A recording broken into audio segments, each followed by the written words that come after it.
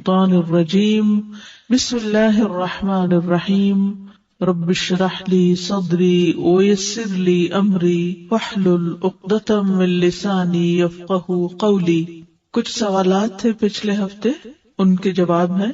سب سے پہلا سوال تو یہ تھا کہ دعائے قنوت رکوع سے پہلے پڑھیں گے یا رکوع کے بعد پڑھیں گے، کیونکہ دونوں طرح کی روایات ملتی ہیں، تو اس لیے ان کا تھوڑا سا تفصیلی جائزہ۔ رکوع کے بعد بھی کرنے کا جواز موجود ہے۔ دعائے قنوت رکوع سے پہلے اور بعد میں پڑھنا جائز ہے، یہ دونوں حکم ثابت ہیں، یعنی اس میں وسعت ہے۔ ہم کیا لفظ استعمال نہیں کریں گے؟ اختلاف ہے، کیا کہیں گے؟ وسعت ہے، اگرچہ زیادہ تر رکوع کے بعد ہی آیا ہے۔ بخاری اور دوسرے لوگوں نے حضرت انس سے روایت کیا ہے کہ نبی صلی اللہ علیہ وسلم نے 1 مہینے تک رکوع کے بعد قنوت پڑھا۔ آپ بنو اسیہ کے لیے بد دعا کرتے تھے۔ صحیحین میں انس رضی اللہ عنہ سے روایت ہے کہ ان سے پوچھا گیا کہ کیا رسول اللہ صلی اللہ علیہ وسلم نے صبح کی نماز میں قنوت پڑھا؟ انہوں نے کہا ہاں۔ ان سے کہا گیا کہ آپ صلی اللہ علیہ وسلم نے رکوع سے پہلے قنوت پڑھا یا بعد میں؟ انہوں نے کہا رکوع کے بعد کچھ مدت کے لیے پڑھا، یعنی کچھ مدت کے لیے وہ دعائے قنوت تھی، قنوت نازلہ جس کو کہتے ہیں۔ تو اس میں آپ کب پڑھتے تھے اس کو؟ رکوع کے بعد۔ رکوع سے قبل کرنے کا بھی جواز ہے، رکوع سے پہلے۔ ابن نصر نے صحیح سند کے ساتھ قیام اللیل کے متعلق انس رضی اللہ عنہ سے روایت کیا، کہا کہ رسول اللہ صلی اللہ علیہ وسلم، ابو بکر اور عمر رکوع کے بعد قنوت پڑھتے تھے، یہاں تک کہ جب عثمان رضی اللہ عنہ کا دور آیا تو انہوں نے رکوع سے پہلے قنوت پڑھنا شروع کیا۔ کیوں؟ تاکہ لوگ رکعت کو پالیں۔ لمبی رکعت ہوگی تو کیا ہوگا؟ زیادہ لوگ جوائن کر لیں گے جو بعد میں آ رہے ہیں۔ یعنی وہ جب وتر پڑھاتے تھے، کون کون؟ حضرت ابو بکر اور عمر، تو کب قنوت پڑھتے تھے؟ رکوع کے بعد۔ اور کس نے شروع کیا پہلے پڑھنا؟ عثمان رضی اللہ عنہ نے۔ کیوں شروع کیا؟ تاکہ لوگ یہ رکعت پالیں، ان کو وتر مل جائے، یہ مقصد تھا۔ امام بخاری نے انس رضی اللہ عنہ سے روایت کیا کہ انس سے پوچھا گیا کہ قنوت رکوع کے بعد ہے یا قرات سے فارغ ہونے کے وقت؟ انہوں نے کہا نہیں، بلکہ قرات سے فارغ ہونے کے وقت۔ یہ حضرت انس کی روایت ہے۔ علقمہ سے مروی ہے کہ ابن مسعود اور نبی صلی اللہ علیہ وسلم کے صحابہ وتر میں رکوع سے پہلے قنوت پڑھتے تھے۔ ابی بن کعب کی حدیث ہے کہ نبی صلی اللہ علیہ وسلم رکوع سے پہلے قنوت کرتے تھے۔ تو ان ساری روایات کو ملا کر دیکھیں تو دونوں کاموں کا جواز ملتا ہے۔ سنن ابن ماجہ میں حضرت انس کا یہ قول ثابت ہے کہ ہم رکوع سے پہلے اور بعد میں قنوت پڑھتے تھے۔ حضرت انس ہی کہہ رہے ہیں کہ بعد اور پہلے دونوں طرح پڑھتے تھے۔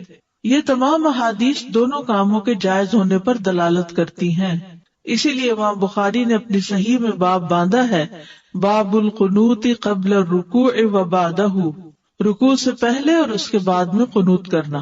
اور ابن تیمیہ نے کہا، جیسا کہ مجموع الفتاوی میں ہے، کہ اہل حدیث کے فقہا جیسے کہ امام احمد وغیرہ دونوں کاموں کو جائز قرار دیتے ہیں، یعنی پہلے اور بعد میں دونوں، کیونکہ صحیح سنت میں دونوں عمل آئے ہیں۔ اگرچہ رکوع کے بعد قنوت کو ترجیح دی گئی ہے کیونکہ اس کی روایات زیادہ ہیں۔ دوسرا سوال تھا نفل نماز میں بیٹھنے کی کیفیت کیا ہوگی، کیسے بیٹھیں گے، تورک کیسے کریں گے، کیا 2 پاؤں پہ بیٹھیں گے، ایک نکال کے بیٹھیں گے، دونوں نکالیں گے، کیا کریں گے؟ حسن بصری کہتے ہیں اگر انسان چاہے تو نفل نماز کھڑے ہو کر یا بیٹھ کر یا لیٹ کر پڑھ سکتا ہے، اور اہل علم کی جماعت کا یہی قول ہے۔ آپ صلی اللہ علیہ وسلم نے بیٹھنے کی کیفیت کو بیان نہیں کیا، یعنی سنت سے یہ بات نہیں پتہ چلتی کہ بیٹھنے کا طریقہ کیا تھا، بس اس کے مطلق جائز ہونے سے لیا جا سکتا ہے کہ نمازی جس کیفیت پر بھی بیٹھ جائے گا وہ جائز ہوگی، یعنی جو اس کے لیے آسانی اور سہولت ہوگی۔ ظاہر بیٹھے گا وہی جس کو کھڑے ہونے میں دقت ہے، تو جب وہ بیٹھے گا تو جس پوزیشن پہ بیٹھ پائے اسی پہ بیٹھ جائے۔ البتہ زیادہ بہتر طریقے میں اختلاف کیا گیا ہے کہ بہتر کیا ہے، بس تینوں ائمہ سے مروی ہے کہ چوکڑی مار کر نماز ادا کرے، پلتھی، کراس لیگز، ٹھیک ہے، اس طرح بھی بیٹھا جا سکتا ہے۔ اس میں آپ دیکھیے کہ جیسے اٹھتے وقت ہم ایسے بیٹھے ہوتے تو اٹھتے کیسے، جیسے اٹھتے ہیں اسی طرح پھر سجدہ کر لیتے ہیں، لیکن یہ ضروری نہیں ہے آپ جیسے تحیات بیٹھتے ہیں اس طرح بھی بیٹھ سکتے ہیں۔ ایک اور قول ہے کہ بایاں پاؤں بچھا کر نماز پڑھے، یعنی اس پر بیٹھ جائے نا بچھا کر، ایک اور قول ہے کہ سرین کے بل بیٹھ کر یعنی بائیں پاؤں کو آگے نکال کر جیسے وہ لیگ کے اندر سے نکالتے ہیں نماز پڑھے، اور ان تمام کیفیات کے بارے میں احادیث موجود ہیں۔ نماز بیٹھ کر پڑھنے والے کی کیفیت کے بارے میں حدیث مطلق ہے، بعض اہل علم نے کہا کہ مقید بیان نہیں کی گئی تو انسان کے لیے جائز ہے کہ وہ چوکڑی مار کر بھی بیٹھ کے نماز پڑھ لے، یعنی بیٹھنے کے جو بھی طریقے ان میں سے کسی بھی طریقے پہ بیٹھ جائے، سہولت ہے، ٹھیک ہے۔ کرسی پہ بھی بیٹھ سکتے ہیں، یعنی بعض لوگ نیچے بیٹھ سکتے تو وہ کرسی پہ بیٹھ کے پڑھ سکتے ہیں اشارے کے ساتھ۔ صرف اتحیات میں بیٹھ جائیں، کچھ قیام کھڑے ہو کے کریں، کچھ بیٹھ کے کریں، یا سارا بیٹھ کے کریں اور رکوع کھڑے ہو کے کر لیں اور پھر سجدے میں چلے جائیں اور پھر تحیات بیٹھ کے پڑھ، یعنی اس میں کوئی خاص اور پابندی نہیں لگائی گئی، تو وسعت کی وجہ سے آپ کے لیے سہولت ہے۔ پھر ہے نماز میں سورۃ الاخلاص کی تکرار، یہ بھی کسی نے سوال کیا تھا آپ میں سے، سوال تھا کیا یہ ممکن ہے کہ میں نفل نماز میں ایک ہی سورت پڑھوں؟ مثال کے طور پر میں سورۃ اخلاص کو ایک سے زیادہ مرتبہ پڑھتا جاؤں، گویا کہ میں ایک رکعت میں 100 دفعہ پڑھوں۔ بعض لوگ اس طرح کرتے ہیں نا، کئی لوگ وظیفے بتاتے ہیں، حاجت کے نفل بتاتے ہیں، یہ سورت 15 دفعہ پہلی رکعت میں اور دوسری میں، یہ سب خود ساختہ طریقے ہیں۔ الحمدللہ ایک ہی رکعت میں یا 2 رکعت میں کسی سورت کو بار بار لوٹا کر پڑھنے میں کوئی حرج نہیں ہے، کوئی منع نہیں کیا گیا کہ 2 دفعہ نہیں پڑھ سکتے، 3 دفعہ نہیں پڑھ سکتے، خاص طور پر قل هو اللہ احد، کیونکہ اس کی بہت عظیم فضیلت ہے، کیونکہ یہ سورت توحید اور رب تعالیٰ کی صفات پر مشتمل ہے۔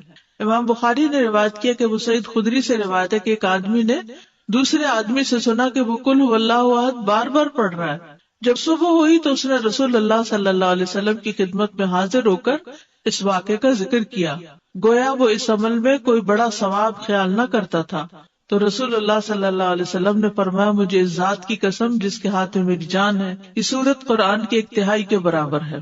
لیکن 2 کاموں سے بچنا ضروری ہے تکرار میں۔ نمبر 1، گنتی معین نہ کرے کہ 10 دفعہ ہی پڑھنی ضروری ہے۔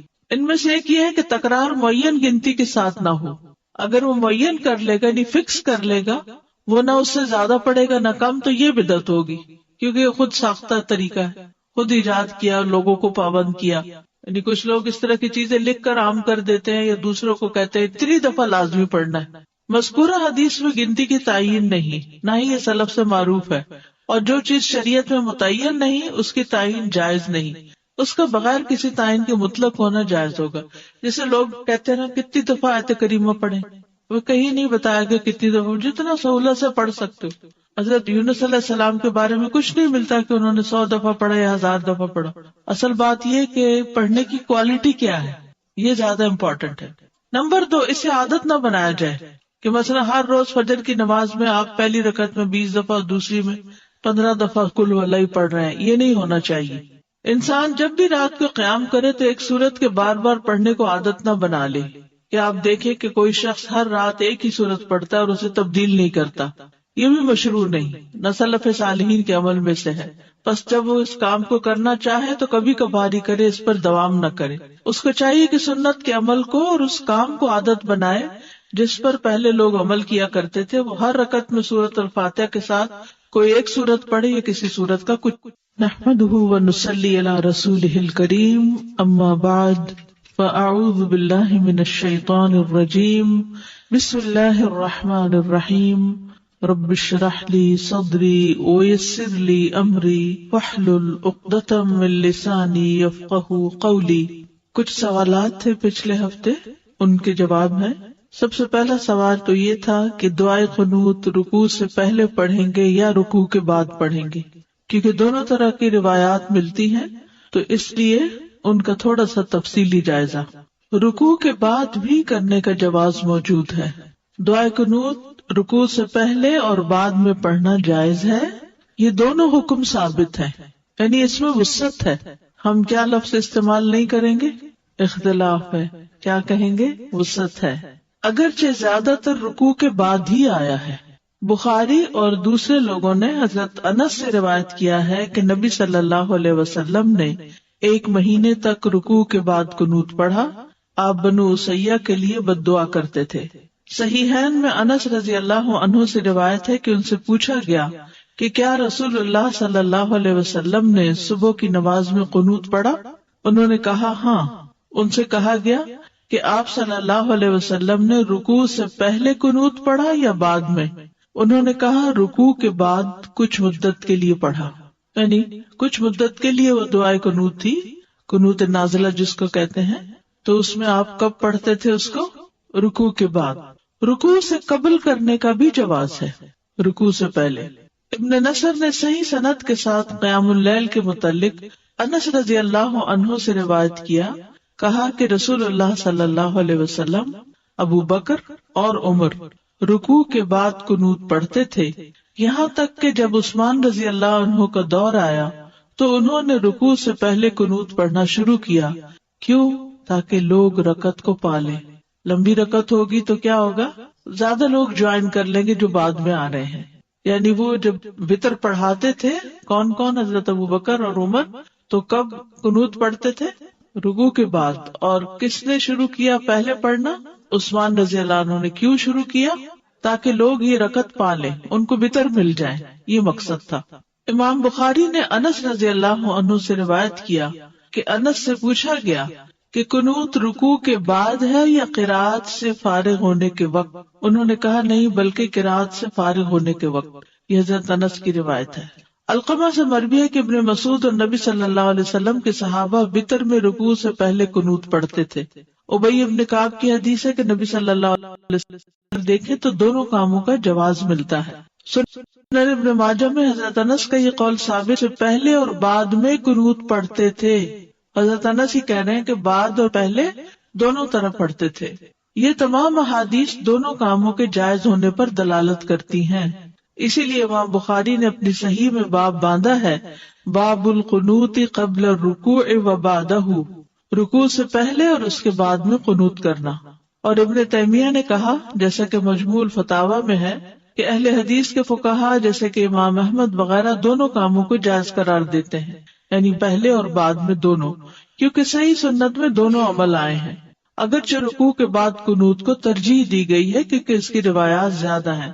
دوسرا سوال تھا نفل نماز میں بیٹھنے کی کیفیت کیا ہوگی، کیسے بیٹھیں گے، تورک کیسے کریں گے، کیا دو پاؤں پہ بیٹھیں گے، ایک نکال کے بیٹھیں گے، دونوں نکالیں گے، کیا کریں گے؟ حسن بصری کہتے ہیں اگر انسان چاہے تو نفل نماز کھڑے ہو کر یا بیٹھ کر یا لیٹ کر پڑھ سکتا ہے، اور اہل علم کی جماعت کا یہی قول ہے. آپ صلی اللہ علیہ وسلم نے بیٹھنے کی کیفیت کو بیان نہیں کیا، یعنی سنت سے یہ بات نہیں پتہ چلتی کہ بیٹھنے کا طریقہ کیا تھا. بس اس کے مطلق جائز ہونے سے لیا جا سکتا ہے کہ نمازی جس کیفیت پر بھی بیٹھ جائے گا وہ جائز ہوگی، یعنی جو اس کے لیے آسانی اور سہولت ہوگی. ظاہر بیٹھے گا وہی جس کو کھڑے ہونے میں دقت ہے، تو جب وہ بیٹھے گا تو جس پوزیشن پہ بیٹھ پائے اسی پہ بیٹھ جائے. البتہ زیادہ بہتر طریقے میں اختلاف کیا گیا ہے کہ بہتر کیا ہے. بس تینوں ائمہ سے مروی ہے کہ چوکڑی مار کر نماز ادا کرے، پلتھی، کراس لیگز، ٹھیک ہے، اس طرح بھی بیٹھا جا سکتا ہے. اس میں آپ دیکھیے کہ جیسے اٹھتے وقت ہم ایسے بیٹھے ہوتے تو اٹھتے کیسے، جیسے اٹھتے ہیں اسی طرح پھر سجدہ کر لیتے ہیں. لیکن یہ ضروری نہیں ہے آپ جیسے تحیات بیٹھتے ہیں اس طرح بھی بیٹھ سکتے ہیں. ایک اور قول ہے کہ بایاں پاؤں بچھا کر نماز پڑھے، یعنی اس پر بیٹھ جائے نا بچھا کر. ایک اور قول ہے کہ سرین کے بل بیٹھ کر یعنی بائیں پاؤں کو آگے نکال کر جیسے وہ لیگ کے اندر سے نکالتے ہیں نماز پڑھے. اور ان تمام کیفیات کے بارے میں احادیث موجود ہیں. نماز بیٹھ کر پڑھنے والے کی کیفیت کے بارے میں حدیث مطلق ہے. بعض اہل علم نے کہا کہ مقید بیان نہیں کی گئی تو انسان کے لیے جائز ہے کہ وہ چوکڑی مار کر بھی بیٹھ کے نماز پڑھ لے، یعنی بیٹھنے کے جو بھی طریقے ان میں سے کسی بھی طریقے پہ بیٹھ جائے، سہولت ہے. ٹھیک ہے، کرسی پہ بھی بیٹھ سکتے ہیں، یعنی بعض لوگ نیچے بیٹھ ہی نہیں سکتے تو وہ کرسی پہ بیٹھ کے پڑھ سکتے ہیں اشارے کے ساتھ. یا یہ بھی کر سکتے ہیں کہ صرف اتحیات میں بیٹھ جائیں اور باقی کچھ قیام کھڑے ہو کے کریں، کچھ بیٹھ کے کریں، یا سارا بیٹھ کے کریں اور رکوع کھڑے ہو کے کر لیں اور پھر سجدے میں چلے جائیں اور پھر تحیات بیٹھ کے پڑھ. یعنی اس میں کوئی خاص اور پابندی نہیں لگائی گئی، تو وسعت کی وجہ سے آپ کے لیے سہولت ہے. پھر ہے نماز میں سورۃ الاخلاص کی تکرار. یہ بھی کسی نے سوال کیا تھا آپ میں سے. سوال تھا کیا یہ ممکن ہے کہ میں نفل نماز میں ایک ہی سورت پڑھوں؟ مثال کے طور پر میں سورۃ اخلاص کو ایک سے زیادہ مرتبہ پڑھتا جاؤں، گویا کہ میں ایک رکعت میں 100 دفعہ پڑھوں. بعض لوگ اس طرح کرتے ہیں نا، کئی لوگ وظیفے بتاتے ہیں، حاجت کے نفل بتاتے ہیں، یہ سورت 15 دفعہ پہلی رکعت میں اور دوسری میں، یہ سب خود ساختہ طریقے ہیں۔ الحمدللہ ایک ہی رکعت میں یا 2 رکعت میں کسی سورت کو بار بار لوٹا کر پڑھنے میں کوئی حرج نہیں ہے، کوئی اس میں منع نہیں کیا گیا کہ 2 دفعہ نہیں پڑھ سکتے، 3 دفعہ نہیں پڑھ سکتے۔ خاص طور پر قل هو اللہ احد، کیونکہ اس کی بہت عظیم فضیلت ہے، کیونکہ یہ سورت توحید اور رب تعالیٰ کی صفات پر مشتمل ہے۔ امام بخاری نے روایت کیا کہ ابو سعید خدری سے روایت ہے کہ ایک آدمی نے دوسرے آدمی سے سنا کہ وہ قل هو اللہ احد بار بار پڑھ رہا ہے۔ جب صبح ہوئی تو اس نے رسول اللہ صلی اللہ علیہ وسلم کی خدمت میں حاضر ہو کر اس واقعے کا ذکر کیا، گویا وہ اس عمل میں کوئی بڑا ثواب خیال نہ کرتا تھا۔ تو رسول اللہ صلی اللہ علیہ وسلم نے فرمایا، مجھے اس ذات کی قسم جس کے ہاتھ میں میری جان ہے، یہ سورت قرآن کے 1 تہائی کے برابر ہے۔ لیکن 2 کاموں سے بچنا ضروری ہے تکرار میں۔ نمبر 1، گنتی معین نہ کرے کہ 10 دفعہ ہی پڑھنی ضروری ہے۔ ان میں سے ایک یہ ہے کہ تکرار معین گنتی کے ساتھ نہ ہو۔ اگر وہ معین کر لے گا، یعنی فکس کر لے گا، وہ نہ اس سے زیادہ پڑے گا نہ کم، تو یہ بدعت ہوگی، کیونکہ یہ خود ساختہ طریقہ ہے، خود ایجاد کیا، لوگوں کو پابند کیا۔ یعنی کچھ لوگ اس طرح کی چیزیں لکھ کر عام کر دیتے ہیں یا دوسروں کو کہتے ہیں 3 دفعہ لازمی پڑھنا ہے۔ مذکورہ حدیث میں گنتی کی تعین نہیں، نہ ہی یہ سلف سے معروف ہے، اور جو چیز شریعت میں متعین نہیں اس کی تعین جائز نہیں، اس کا بغیر کسی تعین کے مطلق ہونا جائز ہوگا۔ جیسے لوگ کہتے ہیں نا کتنی دفعہ آیت کریمہ پڑھیں، وہ کہیں نہیں بتایا گیا کتنی دفعہ، جتنا سہولت سے پڑھ سکتے ہو۔ حضرت یونس علیہ السلام دفعہ پڑھا یا 1000 دفعہ پڑھا، اصل بات یہ کہ پڑھنے کی کوالٹی کیا ہے، یہ زیادہ امپورٹنٹ ہے۔ نمبر 2، اسے عادت نہ بنایا جائے کہ مثلا ہر روز فجر کی نماز میں آپ پہلی رکعت میں 20 دفعہ اور دوسری میں 15 دفعہ قل هو اللہ پڑھ رہے ہیں، یہ نہیں ہونا چاہیے۔ انسان جب بھی رات کو قیام کرے تو ایک سورت کے بار بار پڑھنے کو عادت نہ بنا لے، کہ آپ دیکھیں کہ کوئی شخص ہر رات ایک ہی سورت پڑھتا ہے اور اسے تبدیل نہیں کرتا، یہ بھی مشروع نہیں، نہ سلف صالحین کے عمل میں سے ہے۔ بس جب وہ اس کام کو کرنا چاہے تو کبھی کبھار ہی کرے، اس پر دوام نہ کرے۔ اس کو چاہیے کہ سنت کے عمل کو اور اس کام کو عادت بنائے جس پر پہلے لوگ عمل کیا کرتے تھے۔ وہ ہر رکعت میں سورۃ الفاتحہ کے ساتھ کوئی ایک سورت پڑھے یا کسی سورت کا کچھ۔ نحمدہ ونصلی علی رسولہ الکریم، اما بعد، فاعوذ باللہ من الشیطان الرجیم، بسم اللہ الرحمن الرحیم، رب اشرح لی صدری ویسر لی امری واحلل عقدۃ من لسانی یفقہوا قولی۔ کچھ سوالات تھے پچھلے ہفتے، ان کے جواب ہیں۔ سب سے پہلا سوال تو یہ تھا کہ دعائے قنوت رکوع سے پہلے پڑھیں گے یا رکوع کے بعد پڑھیں گے، کیونکہ دونوں طرح کی روایات ملتی ہیں، تو اس لیے ان کا تھوڑا سا تفصیلی جائزہ۔ رکوع کے بعد بھی کرنے کا جواز موجود ہے۔ دعائے قنوت رکوع سے پہلے اور بعد میں پڑھنا جائز ہے، یہ دونوں حکم ثابت ہیں، یعنی اس میں وسعت ہے۔ ہم کیا لفظ استعمال نہیں کریں گے؟ اختلاف ہے، کیا کہیں گے؟ وسعت ہے، اگرچہ زیادہ تر رکوع کے بعد ہی آیا ہے۔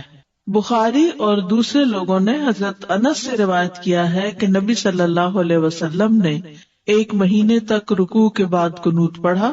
آپ بنو اسیہ کے لیے بد دعا کرتے تھے۔ صحیحین میں انس رضی اللہ عنہ سے روایت ہے کہ ان سے پوچھا گیا کہ کیا رسول اللہ صلی اللہ علیہ وسلم نے صبح کی نماز میں قنوت پڑھا؟ انہوں نے کہا ہاں۔ ان سے کہا گیا کہ آپ صلی اللہ علیہ وسلم نے رکوع سے پہلے قنوت پڑھا یا بعد میں؟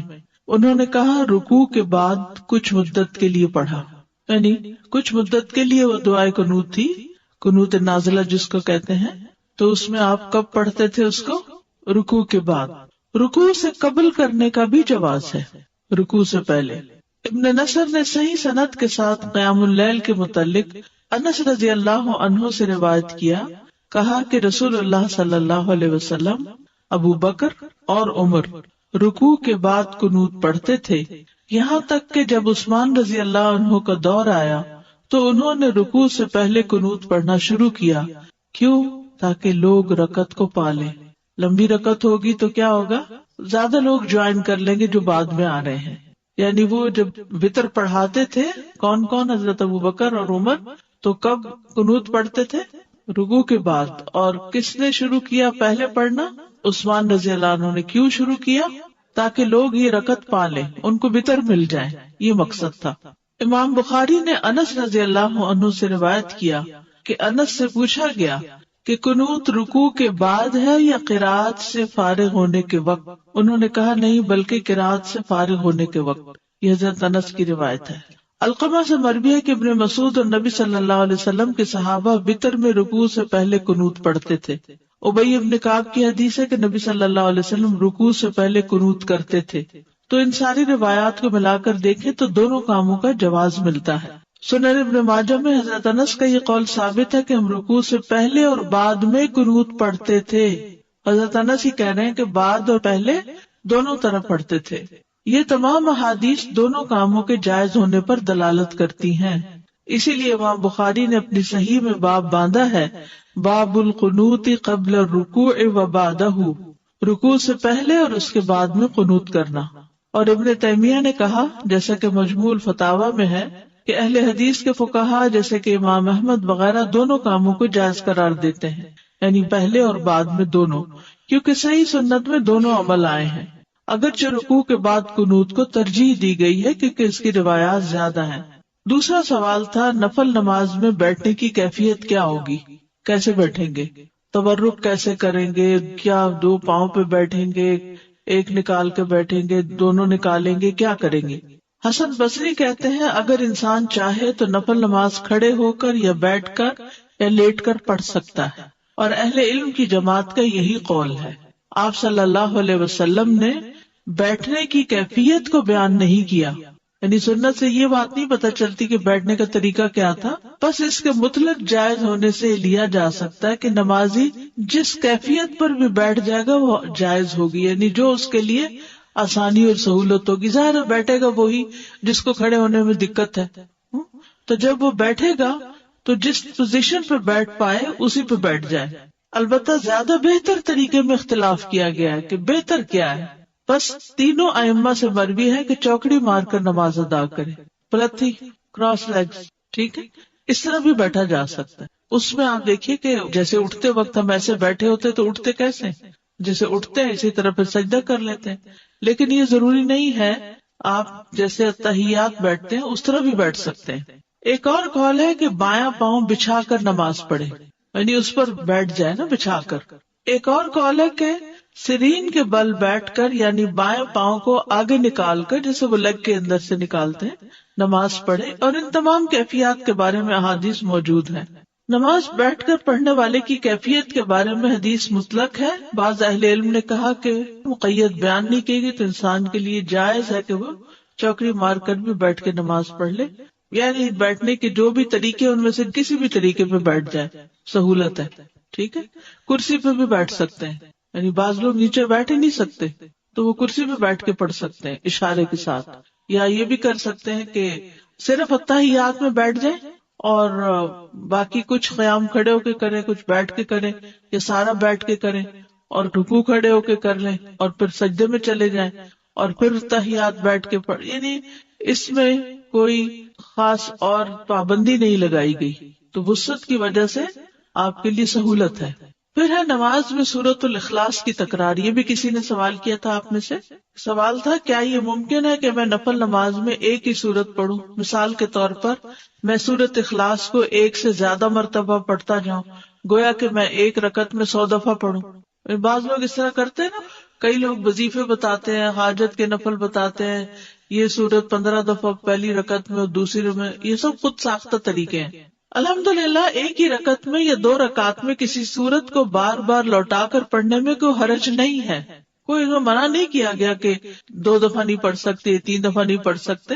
خاص طور پر قل هو اللہ احد، کیونکہ اس کی بہت عظیم فضیلت ہے، کیونکہ یہ سورت توحید اور رب تعالیٰ کی صفات پر مشتمل ہے. امام بخاری نے روایت کیا کہ ابو سعید خدری سے روایت ہے کہ ایک آدمی نے دوسرے آدمی سے سنا کہ وہ قل هو اللہ احد بار بار پڑھ رہا ہے. جب صبح ہوئی تو اس نے رسول اللہ صلی اللہ علیہ وسلم کی خدمت میں حاضر ہو کر اس واقعے کا ذکر کیا، گویا وہ اس عمل میں کوئی بڑا ثواب خیال نہ کرتا تھا. تو رسول اللہ صلی اللہ علیہ وسلم نے فرمایا مجھے اس ذات کی قسم جس کے ہاتھ میں میری جان ہے، یہ سورت قرآن کے 1 تہائی کے برابر ہے. لیکن 2 کاموں سے بچنا ضروری ہے تکرار میں. نمبر 1، گنتی معین نہ کرے کہ 10 دفعہ ہی پڑھنی ضروری ہے. ان میں سے ایک یہ ہے کہ تکرار معین گنتی کے ساتھ نہ ہو. اگر وہ معین کر لے گا یعنی فکس کر لے گا، وہ نہ اس سے زیادہ پڑھے گا نہ کم، تو یہ بدعت ہوگی. کیونکہ یہ خود ساختہ طریقہ ہے، خود ایجاد کیا، لوگوں کو پابند کیا. یعنی کچھ لوگ اس طرح کی چیزیں لکھ کر عام کر دیتے ہیں یا دوسروں کو کہتے ہیں اتنی دفعہ لازمی پڑھنا ہے. مذکورہ حدیث میں گنتی کی تعین نہیں، نہ ہی یہ سلف سے معروف ہے، اور جو چیز شریعت میں متعین نہیں اس کی تعین جائز نہیں. اس کا بغیر کسی تعین کے مطلق ہونا جائز ہوگا.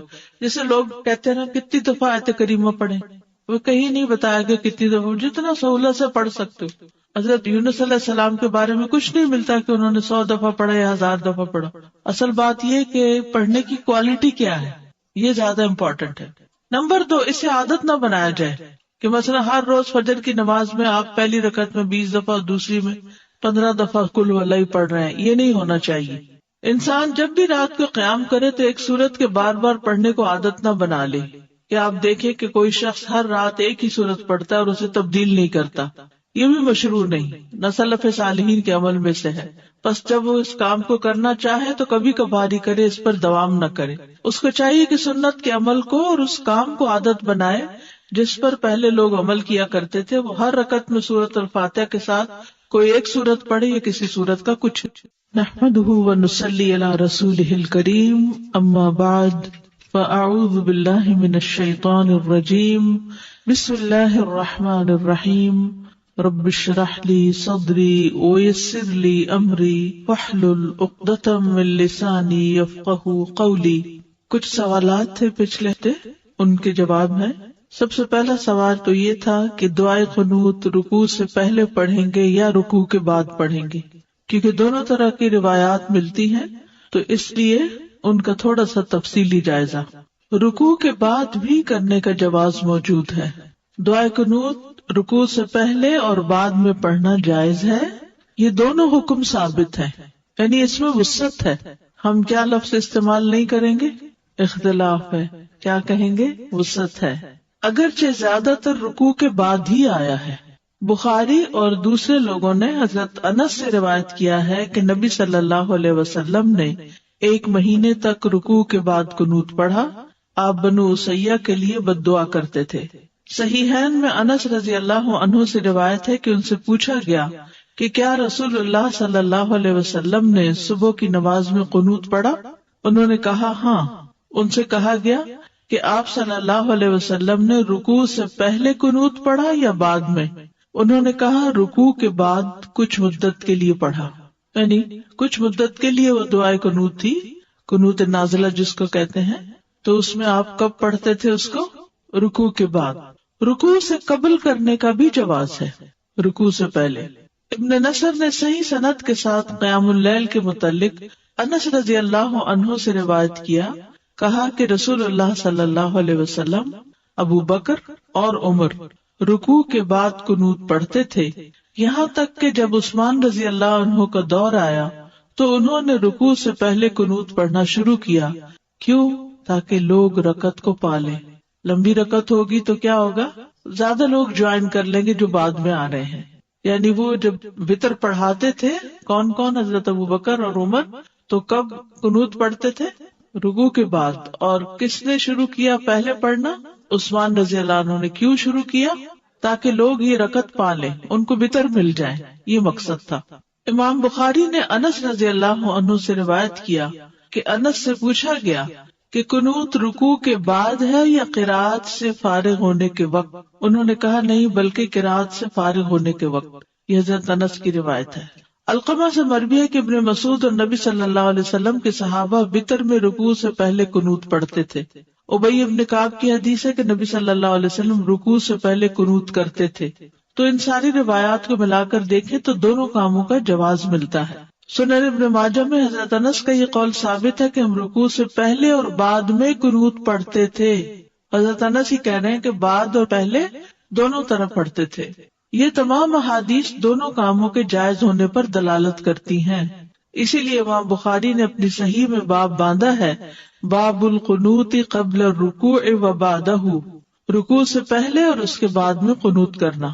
اور ابن تیمیہ نے کہا، جیسا کہ مجموع الفتاوی میں ہے، کہ اہل حدیث کے فقہا جیسے کہ امام احمد وغیرہ دونوں کاموں کو جائز قرار دیتے ہیں، یعنی پہلے اور بعد میں دونوں، کیونکہ صحیح سنت میں دونوں عمل آئے ہیں. اگرچہ رکوع کے بعد قنوت کو ترجیح دی گئی ہے کیونکہ اس کی روایات زیادہ ہیں. دوسرا سوال تھا نفل نماز میں بیٹھنے کی کیفیت کیا ہوگی، کیسے بیٹھیں گے، تورک کیسے کریں گے، کیا دو پاؤں پہ بیٹھیں گے، ایک نکال کے بیٹھیں گے، دونوں نکالیں گے، کیا کریں گے؟ حسن بصری کہتے ہیں اگر انسان چاہے تو نفل نماز کھڑے ہو کر یا بیٹھ کر یا لیٹ کر پڑھ سکتا ہے، اور اہل علم کی جماعت کا یہی قول ہے۔ آپ صلی اللہ علیہ وسلم نے بیٹھنے کی کیفیت کو بیان نہیں کیا، یعنی سنت سے یہ بات نہیں پتہ چلتی کہ بیٹھنے کا طریقہ کیا تھا، بس اس کے مطلق جائز ہونے سے لیا جا سکتا ہے کہ نمازی جس کیفیت پر بھی بیٹھ جائے گا وہ جائز ہوگی، یعنی جو اس کے لیے آسانی اور سہولت ہوگی۔ ظاہر ہے بیٹھے گا وہی جس کو کھڑے ہونے میں دقت ہے، تو جب وہ بیٹھے گا تو جس پوزیشن پہ بیٹھ پائے اسی پہ بیٹھ جائے۔ البتہ زیادہ بہتر طریقے میں اختلاف کیا گیا ہے کہ بہتر کیا ہے، بس تینوں ائمہ سے مروی ہے کہ چوکڑی مار کر نماز ادا کرے، پلتھی، کراس لیگز، ٹھیک ہے، اس طرح بھی بیٹھا جا سکتا ہے۔ اس میں آپ دیکھیے کہ جیسے اٹھتے وقت ہم ایسے بیٹھے ہوتے تو اٹھتے کیسے، جیسے اٹھتے ہیں اسی طرح پھر سجدہ کر لیتے ہیں، لیکن یہ ضروری نہیں ہے آپ جیسے اتحیات بیٹھتے ہیں اس طرح بھی بیٹھ سکتے ہیں۔ ایک اور قول ہے کہ بایاں پاؤں بچھا کر نماز پڑھے، یعنی اس پر بیٹھ جائے نا بچھا کر۔ ایک اور قول ہے کہ سرین کے بل بیٹھ کر یعنی بائیں پاؤں کو آگے نکال کر جیسے وہ لیگ کے اندر سے نکالتے ہیں نماز پڑھے، اور ان تمام کیفیات کے بارے میں احادیث موجود ہیں۔ نماز بیٹھ کر پڑھنے والے کی کیفیت کے بارے میں حدیث مطلق ہے، بعض اہل علم نے کہا کہ مقید بیان نہیں کی گئی تو انسان کے لیے جائز ہے کہ وہ چوکڑی مار کر بھی بیٹھ کے نماز پڑھ لے، یعنی بیٹھنے کے جو بھی طریقے ان میں سے کسی بھی طریقے پہ بیٹھ جائے، سہولت ہے، ٹھیک ہے۔ کرسی پہ بھی بیٹھ سکتے ہیں، یعنی بعض لوگ نیچے بیٹھ ہی نہیں سکتے تو وہ کرسی پہ بیٹھ کے پڑھ سکتے ہیں اشارے کے ساتھ، یا یہ بھی کر سکتے ہیں کہ صرف اتحیات میں بیٹھ جائیں اور باقی کچھ قیام کھڑے ہو کے کریں، کچھ بیٹھ کے کریں، یا سارا بیٹھ کے کریں اور رکوع کھڑے ہو کے کر لیں اور پھر سجدے میں چلے جائیں اور پھر تحیات بیٹھ کے پڑھ، یعنی اس میں کوئی خاص اور پابندی نہیں لگائی گئی، تو وسعت کی وجہ سے آپ کے لیے سہولت ہے۔ پھر ہے نماز میں سورۃ الاخلاص کی تکرار، یہ بھی کسی نے سوال کیا تھا آپ میں سے۔ سوال تھا کیا یہ ممکن ہے کہ میں نفل نماز میں ایک ہی سورت پڑھوں، مثال کے طور پر میں سورۃ اخلاص کو ایک سے زیادہ مرتبہ پڑھتا جاؤں، گویا کہ میں ایک رکعت میں 100 دفعہ پڑھوں۔ بعض لوگ اس طرح کرتے ہیں نا، کئی لوگ وظیفے بتاتے ہیں، حاجت کے نفل بتاتے ہیں، یہ سورت 15 دفعہ پہلی رکعت میں اور دوسری میں، یہ سب خود ساختہ طریقے ہیں۔ الحمدللہ ایک ہی رکعت میں یا 2 رکعت میں کسی سورت کو بار بار لوٹا کر پڑھنے میں کوئی حرج نہیں ہے، کوئی منع نہیں کیا گیا کہ 2 دفعہ نہیں پڑھ سکتے، 3 دفعہ نہیں پڑھ سکتے، خاص طور پر قل هو اللہ احد، کیونکہ اس کی بہت عظیم فضیلت ہے، کیونکہ یہ سورت توحید اور رب تعالیٰ کی صفات پر مشتمل ہے۔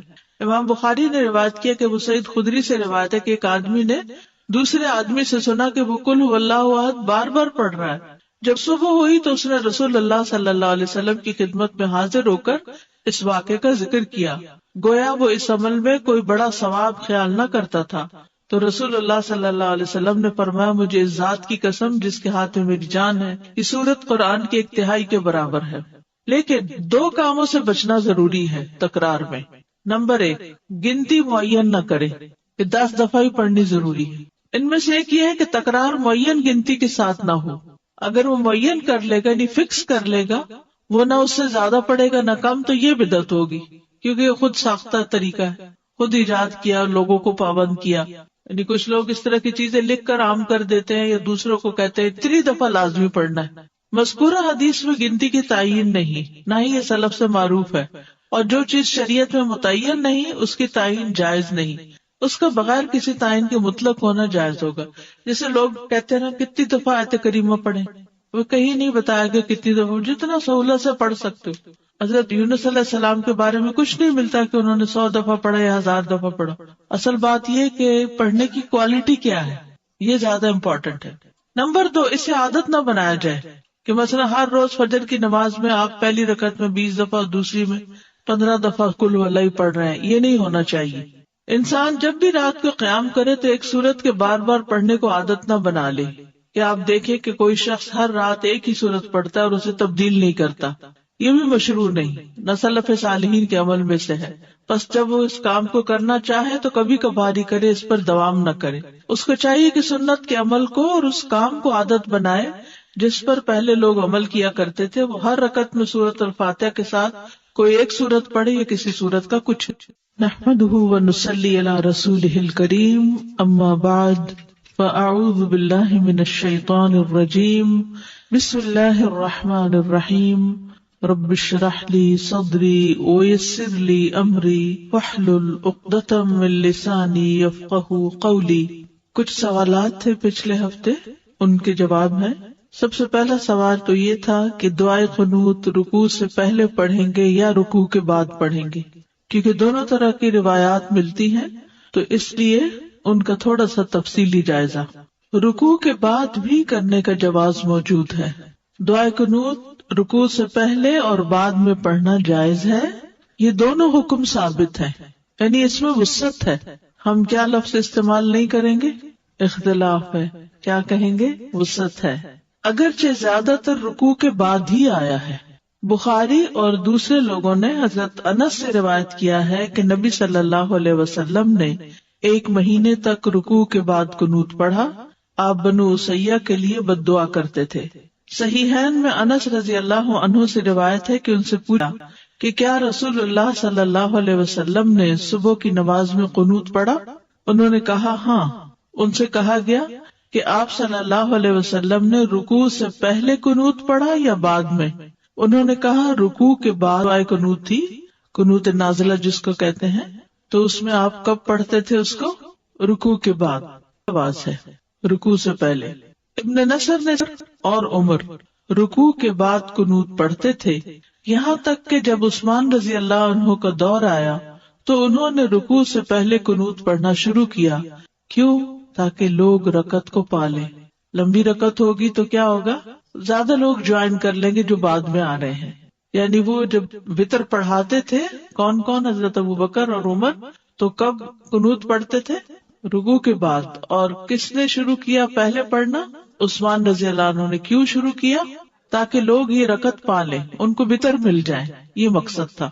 امام بخاری نے انس رضی اللہ عنہ سے روایت کیا کہ انس سے پوچھا گیا کہ قنوت رکوع کے بعد ہے یا قرات سے فارغ ہونے کے وقت؟ انہوں نے کہا نہیں، بلکہ قرات سے فارغ ہونے کے وقت۔ یہ حضرت انس کی روایت ہے۔ علقمہ سے مروی ہے کہ ابن مسعود اور نبی صلی اللہ علیہ وسلم کے صحابہ وتر میں رکوع سے پہلے قنوت پڑھتے تھے۔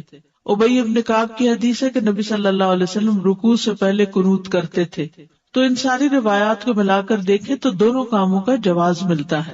سنن ابن ماجہ میں حضرت انس کا یہ قول ثابت ہے کہ ہم رکوع سے پہلے اور بعد میں قنوت پڑھتے تھے۔ حضرت انس ہی کہہ رہے ہیں کہ پہلے اور بعد میں دونوں، کیونکہ صحیح سنت میں دونوں عمل آئے ہیں۔ اگرچہ رکوع کے بعد قنوت کو ترجیح دی گئی ہے کیونکہ اس کی روایات زیادہ ہیں۔ دوسرا سوال تھا نفل نماز میں بیٹھنے کی کیفیت کیا ہوگی؟ کیسے بیٹھیں گے؟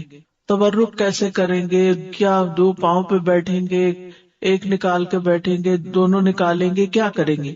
حسن بصری کہتے ہیں اگر انسان چاہے تو نفل نماز کھڑے ہو کر یا بیٹھ کر یا لیٹ کر پڑھ سکتا ہے، اور اہل علم کی جماعت کا یہی قول ہے۔ آپ صلی اللہ علیہ وسلم نے بیٹھنے کی کیفیت کو بیان نہیں کیا، یعنی سنت سے یہ بات نہیں پتہ چلتی کہ بیٹھنے کا طریقہ کیا تھا، بس اس کے مطلق جائز ہونے سے لیا جا سکتا ہے کہ نمازی جس کیفیت پر بھی بیٹھ جائے گا وہ جائز ہوگی، یعنی جو اس کے لیے آسانی اور سہولت ہوگی۔ ظاہر ہے بیٹھے گا وہی جس کو کھڑے ہونے میں دقت ہے، تو جب وہ بیٹھے گا تو جس پوزیشن پہ بیٹھ پائے اسی پہ بیٹھ جائے۔ البتہ زیادہ بہتر طریقے میں اختلاف کیا گیا ہے کہ بہتر کیا ہے، بس تینوں ائمہ سے مروی ہے کہ چوکڑی مار کر نماز ادا کرے، پلتھی، کراس لیگز، ٹھیک ہے، اس طرح بھی بیٹھا جا سکتا ہے۔ اس میں آپ دیکھیے کہ جیسے اٹھتے وقت ہم ایسے بیٹھے ہوتے تو اٹھتے کیسے؟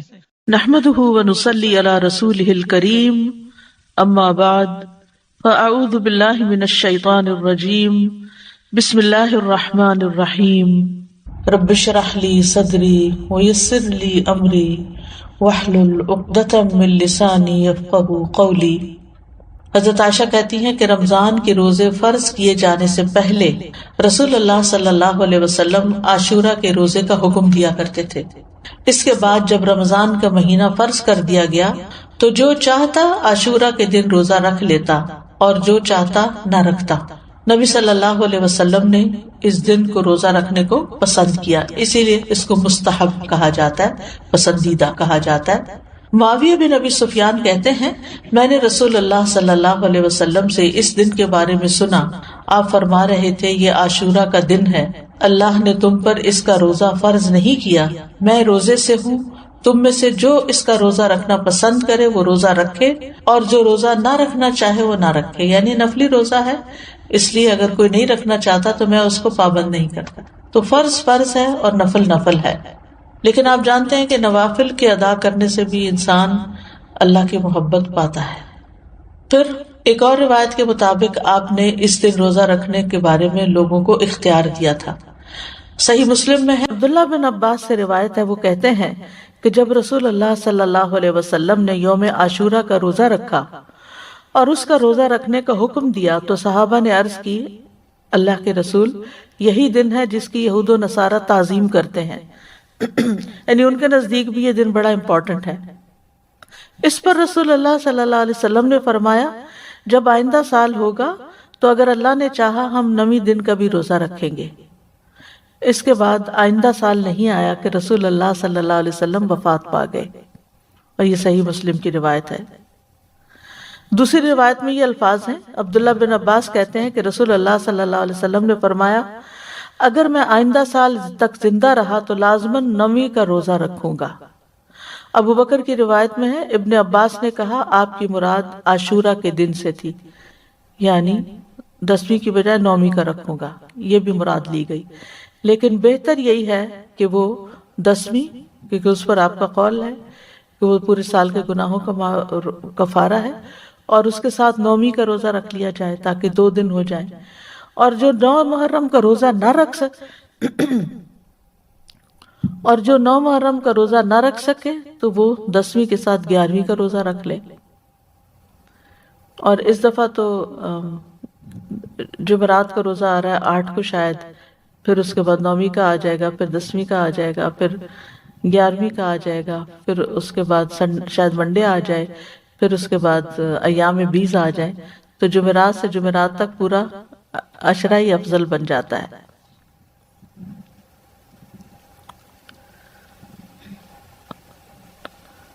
اور اسی طرح چاند کی تاریخ میں غلطی کا اندیشہ ہو تو 3 دن روزہ رکھ لیں، 9، 10، 11 کو رکھ لیں، تو اس بات میں کوئی رکاوٹ نہیں کہ 10ویں تاریخ کے بارے میں احتیاط برتی جائے۔ بعض اوقات اختلاف مطالعے کی وجہ سے لوگ کنفیوژن کا شکار ہوتے ہیں، آپس میں جھگڑتے ہیں، آج 9ویں ہے یا آج 10ویں ہے، آج کیا ہے کیا نہیں۔ تو ایسی صورت میں اگر انسان ایک دن پہلے کا روزہ بھی رکھ لے تو کوئی حرج نہیں۔ بعض علماء کے نزدیک عاشورہ کے روزے کے 3 مراتب ہیں۔ پہلا، 3 دن روزے رکھنا، مرتبہ کا مطلب یہ کہ بلند درجہ ہے، 9ویں، 10ویں اور 11ویں کا روزہ رکھنا۔ اور اس بارے میں ایک ضعیف روایت بھی بیان کی جاتی ہے، اور بعض سلف صالحین سے بھی وارد ہوا ہے کہ وہ احتیاط کے طور پر ایسا کیا کرتے تھے، احتیاط کے طور پر ایسا کرتے تھے۔ دوسرا درجہ کیا ہے؟ 9ویں اور 10ویں کا روزہ رکھنا۔ اکثر احادیث اس کی تائید کرتی ہیں، اور اسی کے بارے میں سنت وارد ہوئی، جیسے میں نے پہلے حدیث بتائی آپ کو۔ اور تیسرا ہے صرف 10ویں کا روزہ رکھنا، اور ایسا کرنا جائز ہے، مکروہ نہیں ہے۔ ٹھیک ہے، سوری،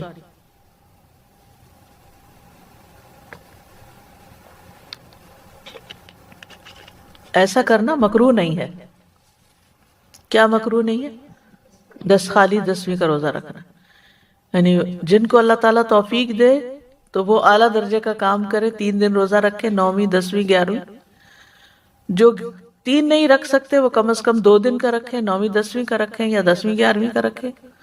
اور جن کے لیے بہت ہی مشکل ہے وہ کم از کم 10ویں تاریخ کا روزہ ضرور رکھ لیں۔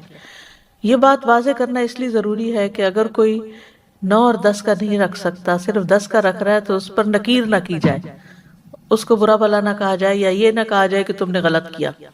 یہ غلط نہیں ہے، یہ درجے اور مرتبے ہیں۔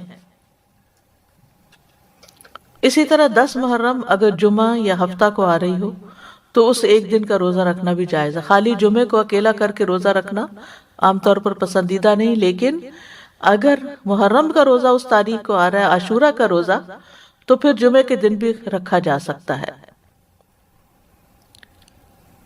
پھر اسی طرح اگر فرض روزوں کی قضا باقی ہو تو بھی عاشورہ کے روزے جو ہیں ان میں نفل کے ساتھ اس قضا کی نیت بھی کی جا سکتی ہے.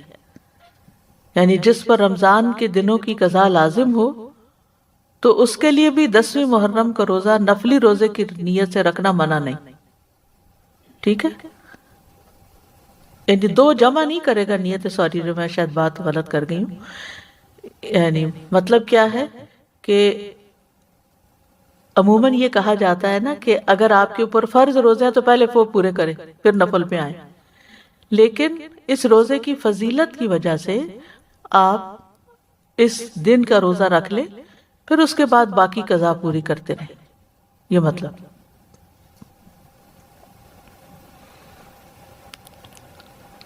یعنی فرض کی قضا سے پہلے خاص دن کا نفلی روزہ رکھنا جائز ہے. یہ ہے مسئلہ. یعنی اگر کسی نے ابھی فرض پورے نہیں کیے تو نفلی سے محروم نہ رہے. یعنی یہ روزہ اس لیے رکھنا چاہیے کہ یہ خاص دن کا روزہ ہے، جبکہ رمضان کے روزوں کی قضا کی جو مدت ہے اس میں بہت وسعت ہے، اس کی بریکٹ بڑی ہے. بعض علماء کے نزدیک عاشورہ کے روزے کو فرض کی نیت سے رکھا جا سکتا ہے، یعنی قضا بھی رکھی جا سکتی ہے. یعنی 9ویں 10ویں کا اگر وہ قضا کے اس میں رکھ سکتا ہے، لیکن یہ بعض کی رائے ہے. وہ کہتے کہ قضا صحیح ہوگی اور ساتھ ہی 10ویں تاریخ کو روزہ رکھنے کا ثواب بھی ہو جائے گا. یہ شیخ ابن عثیمین کا فتویٰ ہے، ان کے خیال میں ایسا کیا جا سکتا ہے. لیکن افضل یہی ہے کہ عاشورہ کا روزہ نفل نیت سے ہی رکھا جائے، فرض کو اس میں مکس نہ کیا جائے، اور 10ویں کے علاوہ جو باقی دن ہیں ان میں اپنے قضا روزے ادا کر لے انسان. لیکن 9 اور 11 کا روزہ قضا کی نیت سے رکھنا جائز ہے. سمجھ گئے؟ یعنی 10ویں کا روزہ قضا کی نیت سے نہ رکھے، لیکن 9ویں اور 11ویں کا رکھ لے، کیونکہ 9ویں اور 11ویں کے روزے کی کوئی خاص فضیلت نہیں بتائی گئی. پھر اسی طرح حالت سفر میں اگرچہ روزہ رکھنا منع ہے، لیکن اگر مشقت نہ ہو تو عاشورہ کا روزہ سفر میں بھی رکھا جا سکتا ہے. یعنی اگر آپ ٹریول کر رہے ہیں تو بھی آپ روزہ رکھ سکتے ہیں. لیکن حائضہ اور نفاس والی عورت کے لیے عاشورہ کا روزہ رکھنا منع ہے، جیسے رمضان کے روزے رکھنا منع ہے. رمضان کے روزوں کی قضا ہے لیکن عاشورہ کے روزے کی قضا نہیں ہے. یعنی اگر کسی خاتون سے عاشورہ کا روزہ چھٹ گیا ہے شرعی عذر کی وجہ سے، پیریڈز کی وجہ سے یا نفاس کی وجہ سے، تو ایسی صورت میں اس کو کسی اور دن محرم کے عاشورہ کا روزہ رکھنے کی ضرورت نہیں ہے. وہ الگ، ویسے محرم کے روزے ویسے ہی افضل ہیں تو وہ روزہ رکھ لے. ابو موسیٰ سے روایت ہے، وہ کہتے ہیں رسول اللہ صلی اللہ علیہ وسلم نے فرمایا، جب آدمی بیمار ہوتا ہے یا سفر کرتا ہے تو وہ جس قدر عبادات بحالت اقامت اور دوران صحت میں کرتا تھا اس کے لیے وہ سب لکھ دی جاتی ہیں.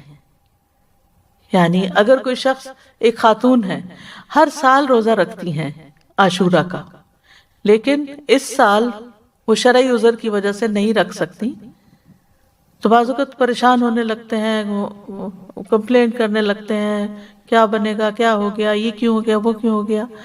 نہیں، یہ تو اللہ کی طرف سے ہے عذر. آپ نے خود اپنے آپ، یعنی کہ کوئی بھی خاتون خود اپنے ایام تو نہیں شروع کر سکتی. یہ تو اللہ کا ایک طریقہ ہے، ایک فطری طریقہ ہے، اور اس کو اپنے وقت پر ہی جب اللہ کا حکم ہوتا ہے شروع ہونا ہوتا ہے. تو ایسی صورت میں اس کو یہ تسلی رکھنی چاہیے کہ میں نے صحت کی حالت میں جو روزے رکھے ہیں، انشاءاللہ اگر اس دفعہ میں عذر کی وجہ سے نہیں رکھ سکتی تو اللہ تعالیٰ مجھے اس کا بھی اجر دے دے گا.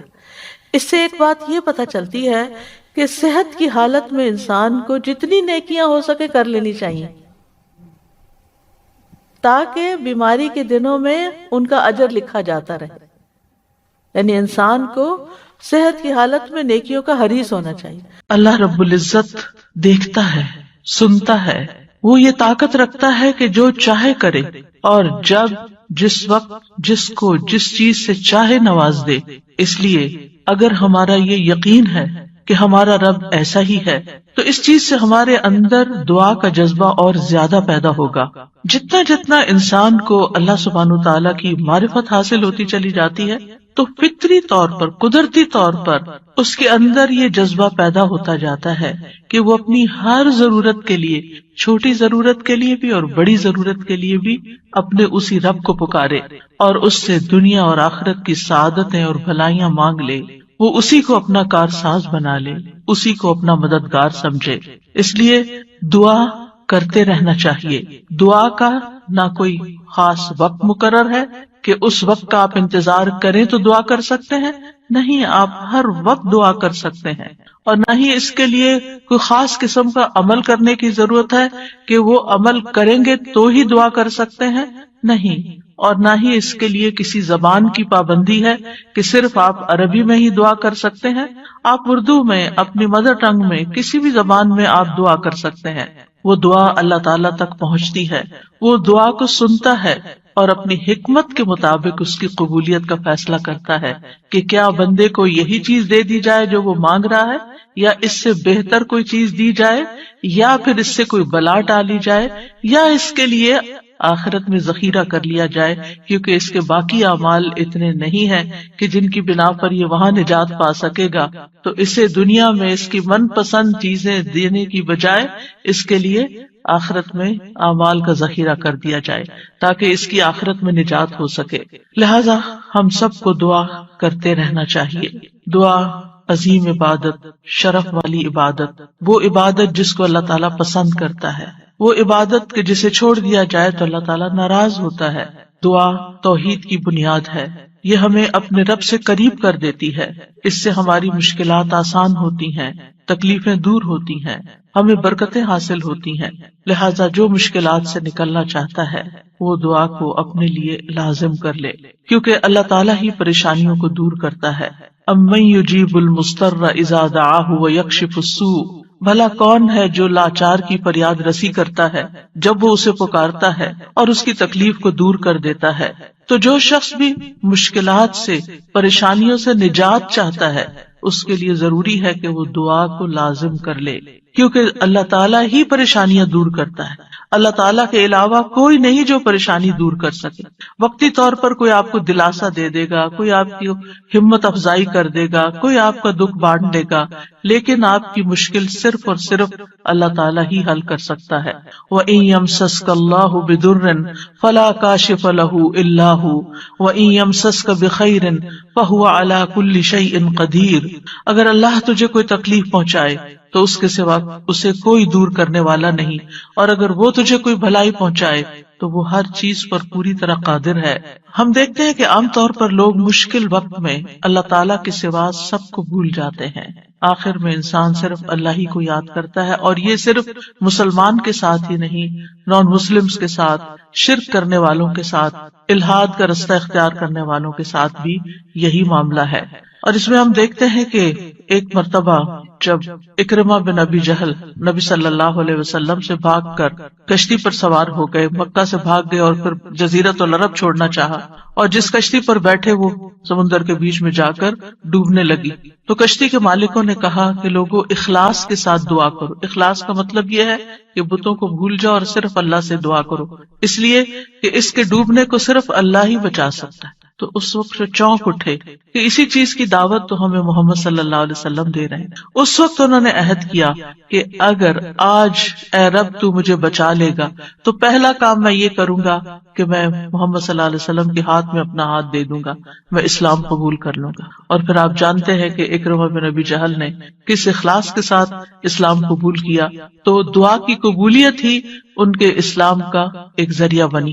اور دعا کرنے کی 3 صورتیں ہیں. ایک تو یہ کہ اللہ تعالیٰ کی توحید بیان کرنا، جس میں انسان کہتا ہے یا اللہ لا الہ الا اللہ لا الہ الا انت سبحانک انی کنت من الظالمین، یہ دعا کا ایک طریقہ ہے. یہاں آپ صرف اللہ تعالیٰ کی توحید بیان کر رہے ہیں، اپنی کوتاہیوں کا اعتراف کر رہے ہیں. پھر اسی طرح آپ کہتے ہیں ربنا، اے ہمارے رب. یہاں بھی آپ اپنے رب کو رب کہہ کے پکار رہے ہیں، گویا اللہ تعالیٰ کی تعریف کر رہے ہیں. اور پھر دوسرا طریقہ یہ ہے کہ اللہ تعالیٰ سے انسان صرف بخشش کا سوال کرتا رہے اور رحمت کا سوال کرتا رہے، جیسے استغفر اللہ استغفر اللہ استغفر اللہ. کیونکہ اگر آپ کی بخشش ہو گئی تو آپ کے راستے میں جتنی بھی مشکلات ہیں وہ خود بخود حل ہونا شروع ہو جائیں گی. یعنی آپ کو اس وقت کہنے کی ضرورت نہیں ہوگی کہ یار اب مجھے یہ چاہیے مجھے وہ چاہیے. آپ صرف یہ کہتے ہیں کہ اللہ وہ گناہ جو میرے اور تیرے بیچ میں حائل ہو گئے ہیں، جو تیری رحمت تک مجھے پہنچنے نہیں دے رہے، یا رب تو ان کو دور کر دے، تو مجھے معاف کر دے. اور یہ چیز انسان کی مشکلات دور کرنے کا ذریعہ بن جاتی ہے اور اس کی حاجات پوری ہونے کا ذریعہ بن جاتی ہے، جو بھی اس کی زندگی میں کوئی حاجت اور ضرورت ہوتی ہے. اسی طرح کبھی آپ اللہ سے صرف رحمت کا سوال کر رہے ہوتے ہیں، یا حی یا قیوم برحمتک استغیث، صرف رحمت مانگ رہے ہوتے ہیں. کیونکہ اگر اللہ سبحانہ وتعالیٰ کی رحمت آ جائے تو ساری مشکلات ہی آسان ہو جائیں، پھر تو کوئی غم ہی نہ رہے، کوئی پریشانی ہی نہ رہے. اور تیسرا طریقہ ہے کہ انسان اللہ تعالیٰ سے اپنی دنیاوی حاجات مانگے یا آخرت کی ضروریات مانگے، جیسے اے اللہ مجھے مال دے، اے اللہ مجھے اولاد دے، اے اللہ مجھے گھر دے، اے اللہ مجھے گاڑی دے. اور صحابہ اتنی چھوٹی چھوٹی چیزیں بھی مانگتے تھے، جیسے جوتی کا تسمہ اگر ٹوٹ گیا تو بھی اللہ سے مانگتے تھے. چھوٹی سے چھوٹی ضرورت سے لے کے بڑی سے بڑی ضرورت تک براہ راست اللہ تعالیٰ سے مانگی جا سکتی، اور اس میں کوئی عیب کی بات نہیں، کوئی گناہ کی بات نہیں. وہ آپ کا رب ہے، وہ سب سے زیادہ آپ کا خیر خواہ ہے، لہٰذا آپ اس سے نہیں مانگیں گے تو کس سے مانگیں گے؟ اور وہ جو سب کچھ دینے پہ قادر ہے، اس سے نہیں مانگیں گے تو کس سے مانگیں گے؟ لہٰذا اس کو پکارتے رہنا چاہیے. تو نمبر 1 طریقہ صرف اللہ کی توحید بیان کرنا، اللہ کی تعریف کرتے رہنا. عرفہ کے دن کی سب سے بہترین دعا کیا ہے؟ لا الہ الا اللہ وحدہ لا شریک لہ لہ الملک ولہ الحمد وہو علی کل شیء قدیر. اس میں کیا مانگا آپ نے؟ کچھ بھی نہیں. آپ نے صرف اللہ کی توحید بیان کی ہے، لا الہ الا اللہ کہا ہے، وحدہ کہا ہے، لا شریک لہ کہا ہے، اپنے آپ کو اللہ کے لیے خالص کیا ہے. یہ دعا ہے. اور پھر دوسرا یہ کہ استغفار اور رحمت کی دعا.